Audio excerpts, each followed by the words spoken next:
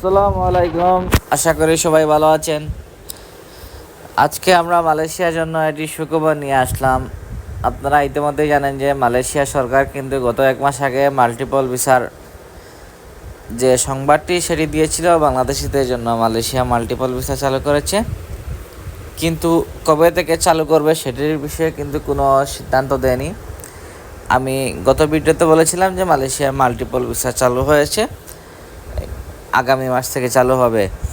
আজকে শনিবার, আজকে থেকে কিন্তু মালয়েশিয়া মাল্টিপল ভিসা কিন্তু কার্যকর হবে বাংলাদেশিদের জন্য। এখন থেকে কিন্তু বাংলাদেশিরা কিন্তু মাল্টিপল ভিসা মালয়েশিয়া যেতে পারবেন, আসতে পারবেন। এতে আর কোনো বাধা থাকলো না। মালয়েশিয়া সরকার আজকে শনিবার, আজকে থেকে কিন্তু মাল্টিপল ভিসা চালু করে দিয়েছে বাংলাদেশিদের জন্য। তো আপনারা যারা এতদিন চিন্তিত ছিলেন মালয়েশিয়া সিঙ্গেল ভিসা নিয়ে, তাদের কিন্তু আর চিন্তার কোনো কারণ নেই।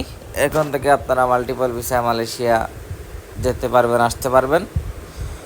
অপরদিকে মালয়েশিয়ার যে কলিং ভিসা, মালয়েশিয়ার কলিং ভিসার সর্বশেষ যে আপডেট সেটি হলো মালয়েশিয়ায় পর্যটন খাতে এবং কনস্ট্রাকশন খাতে কিন্তু মালয়েশিয়া কিন্তু আবারও শ্রমিক নিবে, কিন্তু বুয়েসেলের মাধ্যমে নিবে।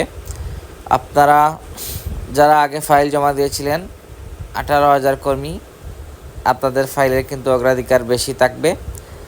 তারপরে কিন্তু বাকি সংখ্যক লোক মালয়েশিয়া নিবে, কিন্তু বুয়েসেলের মাধ্যমে নিবে।